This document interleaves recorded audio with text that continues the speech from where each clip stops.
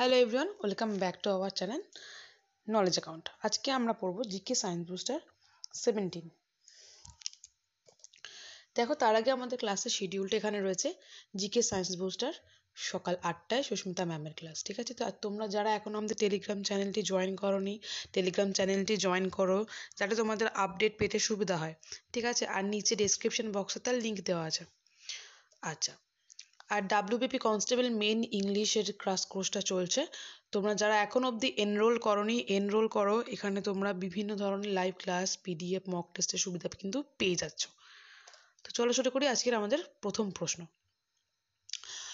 Question number 1, যে শ্রেণীর রক্তে কোনো অ্যান্টিবডি নেই কিন্তু অ্যান্টিজেন আছে, ঠিক আছে? অ্যান্টিজেন আছে। যারা আমার ক্লাস করছো তাদেরকে আমি খুব ডিটেলে আলোচনা করেছি যে অ্যান্টিবডি মানে রক্তের গ্রুপটা দিয়েছি এবং তারপরে কোনটাতে অ্যান্টিবডি আছে, অ্যান্টিজেন কি সেটা সম্পর্কে কিন্তু আলোচনা করেছি। তো তোমরা এক্ষুনি আগে নিচে কমেন্ট করো, তারপরে আমি আনসারটা বলবো। আশা করি কমেন্ট লেখা হয়ে গেছে। দেখো, সঠিক উত্তর কী হবে? এবি। কারণ কি, এবি হচ্ছে বিভিন্ন রক্ত নিতে পারে, তাই তো? তাই এটার কি থাকে না, কোনো মানে অ্যান্টিবডি থাকে না, অ্যান্টিজেন থাকে। তাহলে আমি এখান থেকে কী পেলাম? অ্যান্টিজেন থাকে কিন্তু অ্যান্টিবডি থাকে না কার? এবি ব্লাড গ্রুপের। আর ব্লাড গ্রুপ কে তৈরি করে? বিজ্ঞানী ল্যান্ডস্টেইনার। দেখো, এখানে অ্যান্টিজেন এবং অ্যান্টিবডি সম্পর্কে দেওয়া রয়েছে, ঠিক আছে? দেখো, এখানে লেখা রয়েছে এবি ব্লাড গ্রুপের কিন্তু দুটো অ্যান্টিজেনই থাকে, এ এবং বি, কিন্তু কোনো অ্যান্টিবডি নেই, কারণ নান লেখা রয়েছে। অপরদিকে ওকে দেখো, ওর হচ্ছে কোনো অ্যান্টিজেন নেই কিন্তু ওর অ্যান্টিবডি আছে দুটোই, এ এবং বি। তাও কী করতে পারে? সকলকে দান করতে পারে। আর এ আর বি তো আলাদা আলাদা রয়েছে, অসুবিধা নেই। চলো নেক্সট প্রশ্ন। 2 নম্বর প্রশ্ন, নিচের কোনটি কেন্দ্রীয় পরমাণুগুলির মধ্যে নিঃসঙ্গ ইলেকট্রনের বর্তমান? এখানে দেখো অনেকগুলি একটা যৌগের নাম দেওয়া আছে, মিথেন, অ্যামোনিয়া, এগুলো দেওয়া আছে। এর মধ্যে বলেছে নিঃসঙ্গ ইলেকট্রন জোড় বর্তমান কার? প্রথমে বুঝতে হবে যে আনপেয়ার ইলেকট্রন বা নিঃসঙ্গ ইলেকট্রন জোড় মানে কি। দেখো, এই যে আমরা যে ডিভাইড করি, ঠিক আছে? যেমন কার্বনের 12, নাইট্রোজেন মাঝখানে এটা দেখতে হবে কারণ কেন্দ্রীয় পরমাণু বলেছে, নাইট্রোজেনের 7। তো আমরা ডিভাইড করি 12টা, পরে ওগুলো দেখছি। কি করবো? 12 হচ্ছে 2, 8, 2। এটা যদি আমি লিখি 1s2, 2s2, 2p6, ঠিক আছে, 3s2, তাহলে কত হলো আমাদের? 10 আর 2 12 হলো। এটা দেখো, এস উপকক্ষে সর্বোচ্চ কটা থাকতে পারে? দুটো থাকতে পারে, দুটো কিন্তু ফিল আপ, ঠিক আছে? যখনই ফিল আপ, আচ্ছা পরেরটা বলে নিই তারপরে বলছি। এবার 7টা দেখো, 1s2, 2s2, 1s2, 2p3, 2p3, ঠিক আছে? এবার আমাকে বলো, পিতে সর্বোচ্চ কটা থাকতে পারে? 6টা, কিন্তু রয়েছে কটা? 3টে। মানে যদি আমি একটা খোপ বানাই এরকম করে, 1, 2, 3, দেখো এবার এভাবে 1টা, 2টো, 3টে, ঠিক আছে? আর বাকিগুলো কিন্তু ফাঁকা। আমরা বলেছিলাম যে এভাবে আবার ভর্তি হবে, কিন্তু ফাঁকা। তার মানে কি, এর 3টে কি রয়েছে? লোন পেয়ার বা নিঃসঙ্গ ইলেকট্রন জোড় রয়েছে। কিন্তু এর দেখো, যদি আমি করি, লাস্ট কক্ষে কটা আছে? এস, মানে এখানে সর্বোচ্চ কটা থাকতে পারে? দুটো। সেই দুটোই কিন্তু ফিল আপ হয়ে গেছে, তার মানে এর কিন্তু নেই। আর হাইড্রোজেনের কথা বাদ দিলাম, এখানে কার্বনটাই রয়েছে CCl4। তাহলে সঠিক উত্তর কি হয়ে যাচ্ছে? অপশান বি সঠিক উত্তর। আমার শরীরটা একটু খারাপ, তার জন্য গলাটা একদম ভেঙে গেছে। নেক্সট প্রশ্ন, নিম্নলিখিত কোনটি শক্তিশালী ক্ষারের সঙ্গে বিক্রিয়া করে হাইড্রোজেন উৎপন্ন করে? নিম্নলিখিত কোনটি শক্তিশালী ক্ষারের সঙ্গে বিক্রিয়া করে হাইড্রোজেন উৎপন্ন করে? সঠিক উত্তর কী হবে? সঠিক উত্তর হচ্ছে অপশান ডি, সালফার। আচ্ছা, নিঃসঙ্গ ইলেকট্রন জোড় তো আমি বুঝলাম, যদি কারোর বুঝতে অসুবিধা হয় নিচে আমাকে কমেন্ট করে জানাবে, ঠিক আছে? আমি এই ব্যাপারটা নিয়ে আরও আলোচনা করব। আচ্ছা, নেক্সট প্রশ্ন, নিচের হয়ে গেছে, নিচের কোন ধাতুটির ঘনত্ব সব থেকে বেশি? সঠিক উত্তর কী হবে? Option D, osmium. দেখো, এখানে অসমিয়ামের পুরোটা দেওয়া আছে, transition metal, solid, hexagonal, weakly, আর পারমাণবিক সংখ্যা হচ্ছে 76। মিনামাটা রোগের জন্য দায়ী কোন এলিমেন্ট? মিনামাটা রোগের জন্য দায়ী সঠিক উত্তর কি হবে? অপশন বি মার্কারি মিনামাটা রোগের জন্য দায়ী। নেক্সট প্রশ্ন, নিচের কোন অণুগুলির গঠন কার্বন ডাইঅক্সাইডের মতো? ভালো প্রশ্ন, কার্বন ডাইঅক্সাইডের মতন বলেছে। অণুর গঠন দেখো, এই যে অণুর গঠন, তারপর বিভিন্ন যে হাইব্রিডাইজেশনগুলো আছে, এইগুলো নিয়ে কিন্তু আমরা আসছি অর্গানিক কেমিস্ট্রি নিয়ে। তার একটা ছোটোখাটো কয়েকটা প্রশ্ন এখানে দিয়েছি, তোমরা একদম ভিডিওটা মিস করবে না, যতটা সম্ভব পারবে শেয়ার করবে। ওকে, দেখো নিচের কোন অণুগুলির গঠন কার্বন ডাইঅক্সাইডের মতো? কার্বন ডাইঅক্সাইড তো CO2, এবার গঠনটা দেখি কিরকম। এখানে সি, কার্বনের কটা হাত? 4টে হাত, 1 3 4। এবার অক্সিজেন কীভাবে যুক্ত হবে? অক্সিজেন দেখবে এইভাবে যুক্ত হবে। তার মানে ব্যাপারটা কী দাঁড়াচ্ছে বলো তো? এইরকম লিনিয়ার। এটা হচ্ছে কার্বন ডাইঅক্সাইডের গঠন, ঠিক আছে। এবার এরকম গঠন আর কার সেটা জানতে চেয়েছে, এরকম গঠন কার? এইটা হচ্ছে এর গঠন।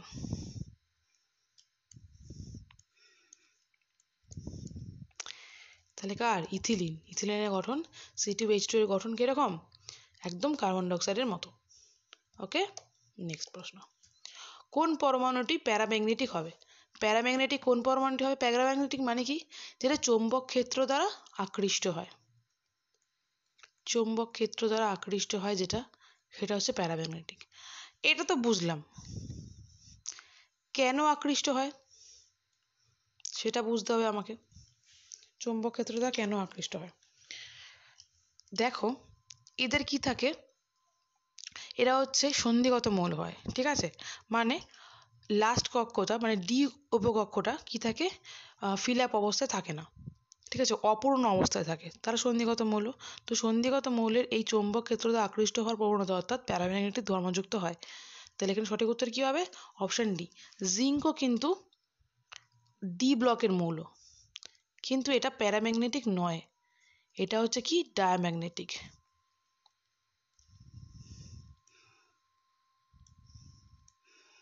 এটা ডায়াম্যাগনেটিক। কিন্তু আয়রন আমরা জানি চুম্বক ক্ষেত্রে আকৃষ্ট হয়, এটা প্যারাম্যাগনেটিক, কারণ কি এটা ডি উপকক্ষ অপূর্ণ অবস্থায় থাকে। নেক্সট প্রশ্ন, XeF4 অণুটির গঠন কি? দেখো Xe4 ফ্লোরিন, এটা এরকম করে 4টে বন্ডে আছে, তাহলে সঠিক উত্তর কী হবে? সমচতুস্থলকীয়, ঠিক আছে। আর এখানে দুটো আনপেয়ার ইলেকট্রন থাকবে, এই যে 4টে অ্যাকচুয়ালি স্কোয়ার প্ল্যানার অর্থাৎ সমচতুস্থলকীয়। নেক্সট, নিচের পারমাণবিক সংখ্যার জোড়ের কোনটি এস ব্লক মৌলকে প্রকাশ করে? এস ব্লক মৌলকে প্রকাশ করে, কি করে করব? এই যে এটাকে ভাঙবো, ধরো 7 আছে, 7কে ভাঙলে কি হবে? 7 তো নাইট্রোজেনের কিছুক্ষণ আগে ভাঙলাম, 1s2 2s2 2p 3,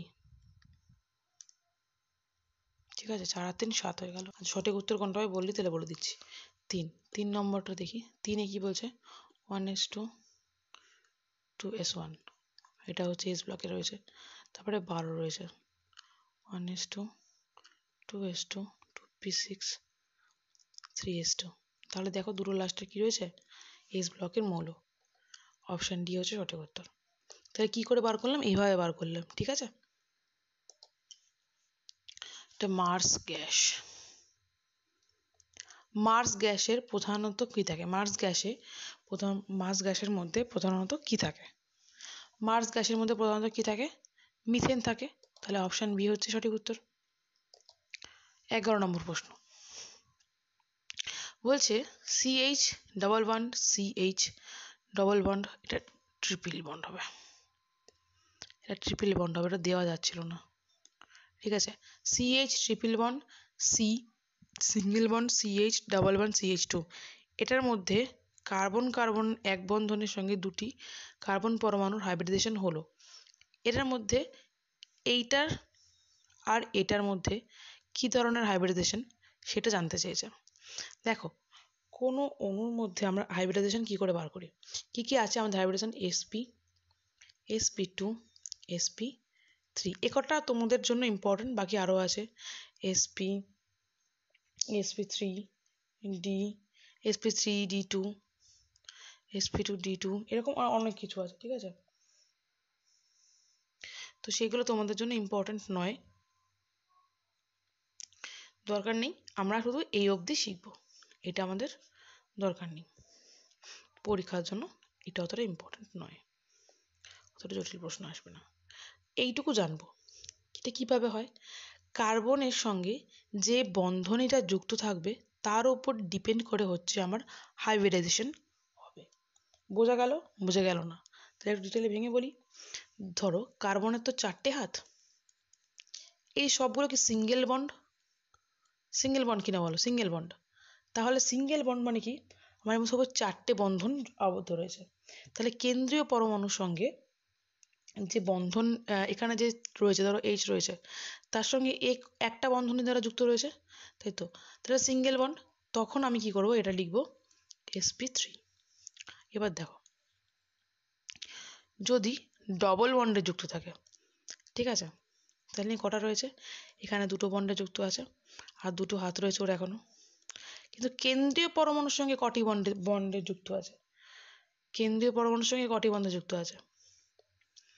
এরকম যদি থাকে ব্যাপারটা,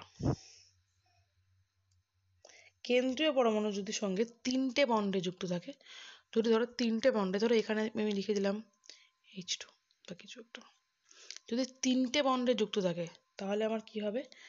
sp2। এবার ধরো এরকমই যদি 2টো বন্ডে যুক্ত থাকে, বন্ড যুক্ত থাকে, তাহলে আমার কি হবে? sp। কিরকম করে থাকবে? এই যে দেখো, এখানে 2টো বন্ড রয়েছে, এখানে 3টে তো রয়েছে, আর এখানে একটা রয়েছে। কিরকম করে হয় বলো তো? এই যে এখানে ডবল বন্ড দিলাম, এইটা মানে কটা? এইটা মানে হচ্ছে একটা, আর এখানে একটা রয়েছে, এইটা মানে হচ্ছে এখানে 2টো রয়েছে, অ্যাকচুয়ালি H2 তো, মানে এরকম করে লিখি, এরকম রয়েছে। তাহলে এটা একটা, এটা 2টো, এটা 3টে, তো টোটাল আমার বন্ড কটা? 3টে, তাই এটা কি sp2। এবার ধরো যদি মনে করো 3টে বন্ধনের সঙ্গে এরকম থেকে আর এপাশে একটা, তাহলে বলো এখানে কটা হয়েছে? একটা হয়েছে, আর এখানে 2টো হয়েছে, তাহলে কটা বন্ধনের সঙ্গে যুক্ত আছে? 2টো বন্ধনের সঙ্গে যুক্ত আছে। তাহলে আমার এটা কি হবে? Hybridization sp। বুঝতে পারলাম?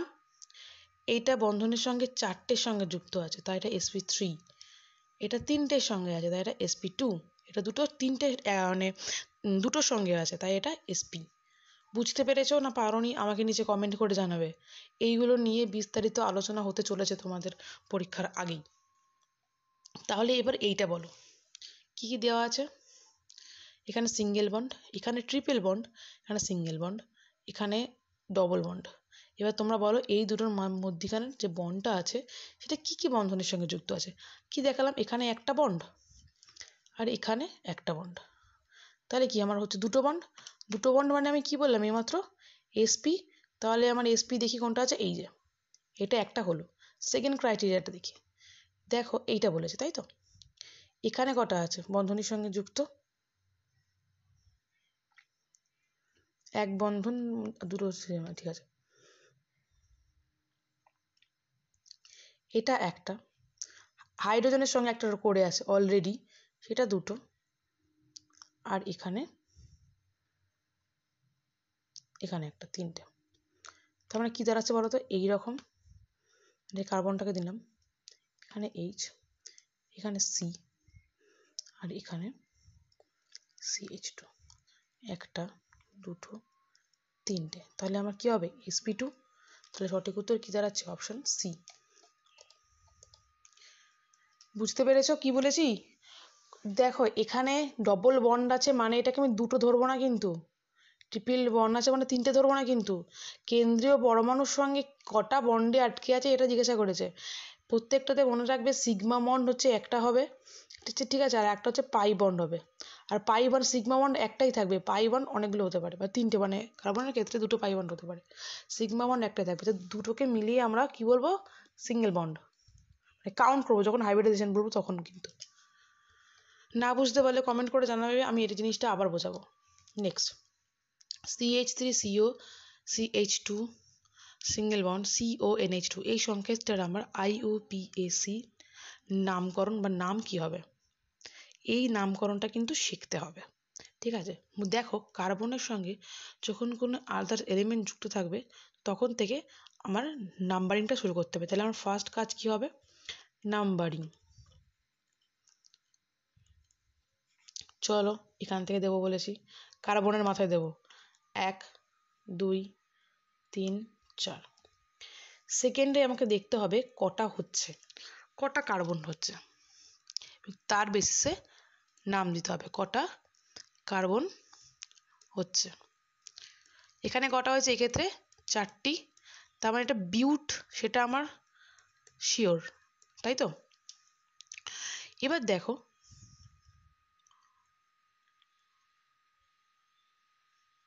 এবার বলেছে কিভাবে নামকরণ করব। 3 নম্বর দেখব কোনো হাইড্রক্সিল বা কার্বনের সঙ্গে কোনো কিছু বন্ডে আছে নাকি। ঠিক আছে, কার্বনের সঙ্গে কোনো কেউ বন্ডে আছে নাকি, দেখো এখানে CO একটা বন্ডে আছে, মানে কার্বক্সিল গ্রুপ, কার্বক্সিল গ্রুপকে আমি ফার্স্ট প্রেফারেন্স দেব।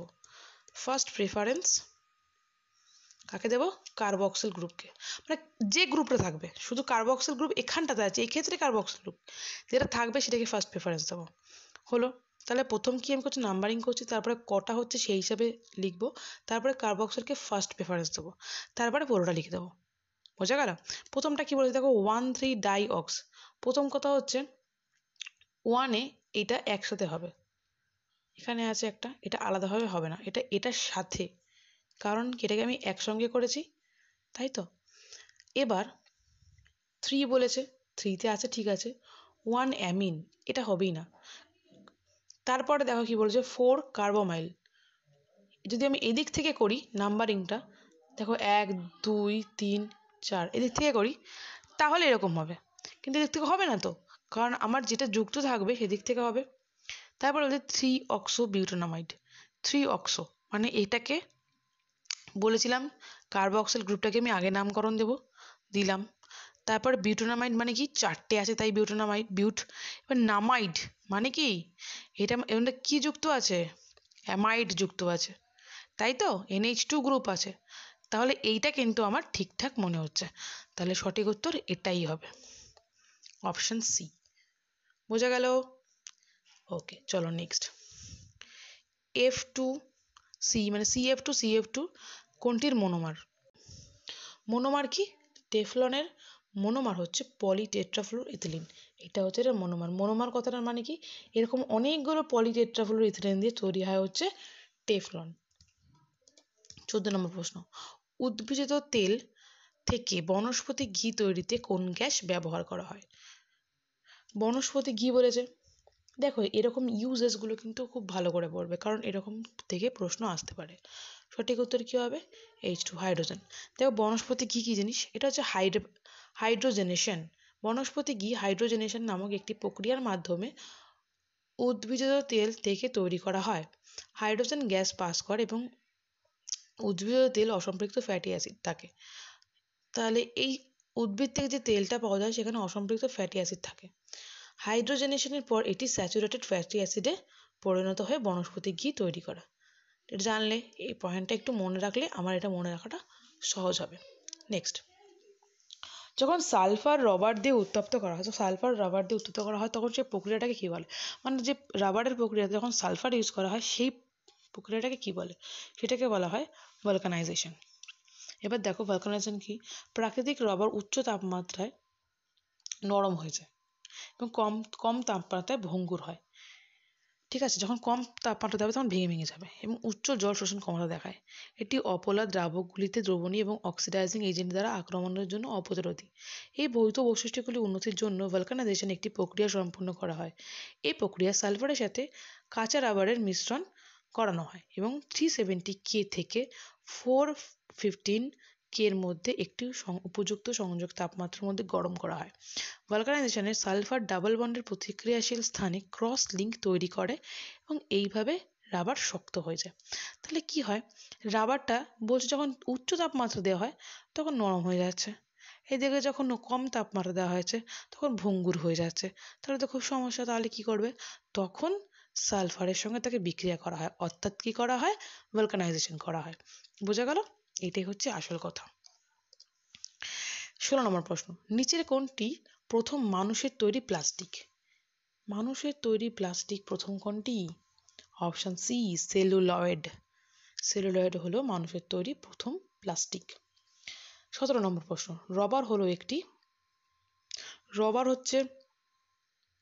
রবার কিসের পলিমার সেটা জিজ্ঞাসা করেছে। কিসের পলিমার? আইসোপ্রিন। ঠিক আছে, তার মানে কি, আইসোপ্রিনটা হচ্ছে মনোমার, রাবার হচ্ছে আইসোপ্রিনের অনেকগুলো আইসোপ্রিন যুক্ত হয়ে তৈরি হচ্ছে রাবার। 18, অ্যান্টিবডি অণুর কোন অংশে অ্যান্টিজেন আবদ্ধ হয়? বলো বলো বলো স্টুডেন্ট, যারা যারা এটা করেছো ইমিউনিটি খুব ভালো করে করানো হয়েছে। কি থাকে, এরকম করে একটা শেপ থাকে ওয়াইয়ের মতো, যেখানে এখানে একটা যুক্ত থাকে, এখানে যুক্ত থাকে। একটা হচ্ছে ভারী চেন, একটা হচ্ছে হালকা চেন, তাই তো? এবার আরেকটা থাকে ভ্যারিয়েবল রিজিয়ন, এটা হচ্ছে ভ্যারিয়েবল রিজিয়ন, এটা হচ্ছে কনস্ট্যান্ট রিজিয়ন, যেটা কনস্ট্যান্ট থাকে। তো কি বলেছে, একটা ভারী চেন মানে হেভি চেন, একটা লাইট চেন। ঠিক আছে, তো কোথায় অ্যান্টিজেন আবদ্ধ হয়? অ্যান্টিজেন আবদ্ধ হয় হচ্ছে ভ্যারিয়েবল রিজিয়নে। ভ্যারিয়েবল রিজিয়নে কি হয়, আমার অ্যান্টিজেন আবদ্ধ হয়। তাহলে সেটা দু জায়গার, এইটাই তো ভ্যারিয়েবল রিজিয়ন, হালকাও এবং ভারী। তাহলে সঠিক উত্তর কী হবে? অপশান ডি, হালকাতেও অ্যান্টিজেন আবদ্ধ হয় এবং ভারীতেও আবদ্ধ হয়। কারণ কি, অ্যাকচুয়ালি কোথায় হয়, ভ্যারিয়েবলে হয়। তাহলে উপরের পার্টটাকে আমরা ভ্যারিয়েবল বলবো এবং নিচে যেটা থাকবে সেটাকে কনস্ট্যান্ট বলছি। ডি, 19 নম্বর প্রশ্ন, ব্লাস্টোসিস কোষ কয়েকটি কোষ মিলে গঠিত হয়। ব্লাস্টোসিস কি জিনিস? দেখো, নিষেকের পর যেটা তৈরি হয়, নিষেকের পর যেটা তৈরি হয় তা হলো জাইগোট, তাই তো, 2n ক্রোমোসোম যুক্ত। এবার তারপরে বিভিন্ন কোষ মিলিত হয়, এরকম থাকে জাইগোট। ঠিক আছে, তারপরে এখান থেকে এই দুটো থেকে 4টে হবে, 4টে থেকে 8টা হবে, এটাকে বলছি আমি ব্লাস্টোসিস কোষ। ঠিক আছে, তাহলে 8টি থেকে 16টি অবধি হতে পারে। ব্লাস্টোসিস কটা হবে? 8টি থেকে 16টি, এরকম করে মরুলা ব্লাস্টুলা হবে। তারপরে আমার আস্তে আস্তে তৈরি হবে কি, ভ্রূণ তৈরি হবে। আস্তে আস্তে কি তৈরি হবে, ভ্রূণ। এই ভ্রূণের আগে তুমি ভাবো, একটা যে নিষেকের পর যে জাইগোটটা তৈরি হলো 2n সংখ্যক ছিল। ঠিক আছে, তো সেখান থেকে 8টা থেকে 16টা যখন হচ্ছে, তাহলে সেই স্টেজে আমরা বলছি তাকে ব্লাস্টোসিস। ঠিক আছে, এগুলো কিন্তু সব ভ্রূণের আগের স্টেজ। ইনভিট্রো ফার্টিলাইজেশন ব্লাস্টোসিস প্রতিস্থাপন করা হয় কোথায়? কি হয়, ইনভিট্রো ফার্টিলাইজেশন মানে আমার টেস্ট টিউবের মধ্যে কোষটাকে জন্মানো করা হয় বা নিষেক ঘটানো হয়। তখন কি হয়, এই যে বললাম 8 সেল যুক্ত কি হয়, তো কি তৈরি হয়, ব্লাস্টোসিস তৈরি হয়। সেটা কোথায় তৈরি হয়, এখানে তৈরি হলো টেস্ট টিউবের মধ্যে। এবার সেটা ইনজেক্ট করা হবে, কোথায় ইনজেক্ট করা হবে সেটা জানতে চেয়েছে। হ্যাঁ, কোথায় প্রতিস্থাপন করা হবে, কোথায় করা হবে, যেখানে আমার নিষেকটা ঘটে। তাহলে নিষেক কোথায় ঘটে, এখন প্রশ্ন তোমাদের, নিষেক কোথায় ঘটে? যেখানে ঘটবে সেখানে। নিষেকটা দেখো, জরায়ুর সঙ্গে শুক্রাণুর কি বলছি, ডিম্বাণুর সঙ্গে শুক্রাণুর মিলনটাকে আমরা বলছি, ডিম্বাণুর সঙ্গে যখন শুক্রাণুর মিলন ঘটে তখন আমরা সেটাকে নিষেক বলি, তাই তো? তো সেটা কোথায় হয়, সেটা হয় হচ্ছে অপশন এ, ফ্যালোপিয়ান টিউবে। কোথায় হয়, ফ্যালোপিয়ান টিউবে। নেক্সট প্রশ্ন, এইচআইভি এক প্রকার ড্যাশ ভাইরাস। এইচআইভি কী ধরনের ভাইরাস সেটা জানতে চাইছি। এইচআইভি হচ্ছে হিউম্যান ভাইরাস, যেটা হয় হচ্ছে ডিএনএ এবং আরএনএ যুক্ত ভাইরাস। নেক্সট প্রশ্ন, অভিব্যক্তি শব্দটি প্রথম কে ব্যবহার করেন? অভিব্যক্তি শব্দটি প্রথম কে ব্যবহার করেন? সঠিক উত্তর কী হবে, option C, Herbert Spencer. Next, নিম্নোক্ত তাপমাত্রা স্কেলগুলির মধ্যে কোনটি পরম শূন্যের ওপর ভিত্তি করে? পরম শূন্যটা পাই আমরা কোন তাপমাত্রার জন্য? Celsius, Fahrenheit, Kelvin, Rankine. খুব সহজ প্রশ্ন, কী হবে, অপশন সি, কেলভিন। কেলভিন হলো তাপমাত্রার ভিত্তির একটি এসআই একক, যার প্রতীক আমরা বলি কি কে। কেলভিন তাপমাত্রা স্কেলে একটি পরম শূন্য রয়েছে, যার নিচে তাপমাত্রা অস্তিত্ব নেই। এটি সম্ভাব্য সর্বনিম্ন তাপমাত্রা। এই তাপমাত্রায় কোনো গতি নেই, কোনো তাপ নেই। এটি 0 ডিগ্রি কে বা -273 ডিগ্রি 273.15, এটা দরকার 273 ডিগ্রি সি বললেও হয়। আর যেটা -460 ডিগ্রি ফারেনহাইট 460 ডিগ্রি ফারেনহাইটের সমতুল্য। তার মানে কি 0 degree K equal to -273 degree C সমান সমান -460 ডিগ্রি এফ। বুঝতে পারলে? লাল এবং নীল রঙের আলোর তরঙ্গ দৈর্ঘ্য স্বতন্ত্রভাবে আলাদা। এই প্রসঙ্গে নিম্নলিখিত বিবৃতিগুলি বিবেচনা করো। ভ্যাকুয়ামে অর্থাৎ খালি জায়গা যেখানে বাতাস নেই, লাল এবং নীল উভয় রঙের গতি এক। বলতে হবে কোনটা ঠিক। কাছে লাল রঙের গতি নীলের চেয়ে বেশি। কাচ মানে কি কঠিন মাধ্যম। আমাকে একটা কথা বলো, তড়িৎচুম্বকীয় তরঙ্গের তো কোনো মাধ্যমের দরকার পড়ে না, তাই তো? ওর কোনো মাধ্যমের দরকার পড়ে না। আর আলো হচ্ছে একটি তড়িৎচুম্বকীয় তরঙ্গ। তাহলে এবার সঠিক উত্তর কি হবে? সঠিক উত্তর হচ্ছে 1, 2 দুটোই ঠিক। ঠিক আছে, দুটোই সঠিক। নিচের কোন ক্ষেত্রে এক্স রে এবং গামা রশ্মি একে অপরের সঙ্গে সাদৃশ্যপূর্ণ, একই রকম? এক্স রে এবং গামা রে একরকম। দেখো যেটা একরকম সেটা জানতে চেয়েছে। ঠিক আছে, এটা 1, এটা 2, নাম্বারিংটা পড়েনি। 3, 4, 5, 1, 2, 3, 4, 5। ঠিক আছে, এটা বলেছে এক্স রে এবং গামা রে একে অপরের সঙ্গে কি সাদৃশ্যপূর্ণ। কোনটা ঠিক? প্রথমটা কি বলছে? তাদের প্রায় একই তরঙ্গ দৈর্ঘ্য। দুজনের তরঙ্গ দৈর্ঘ্য এক বলছে, এটা কি ঠিক? দেখা যাক। তাদের প্রায় অনুরূপ অনুপ্রবেশ ক্ষমতা অর্থাৎ ভেদন ক্ষমতা, অনুপ্রবেশ ক্ষমতা অর্থাৎ ভেদন ক্ষমতা। তারা ইলেকট্রোম্যাগনেটিক তরঙ্গ, যেটাকে আমি বলছি তড়িৎচুম্বকীয় তরঙ্গ। তারা আলোর গতিতে ভ্রমণ করে। ঠিক আছে, উভয় প্রকৃতি আয়োনাইজিং হয়। নিচের কোনগুলি সঠিক হবে?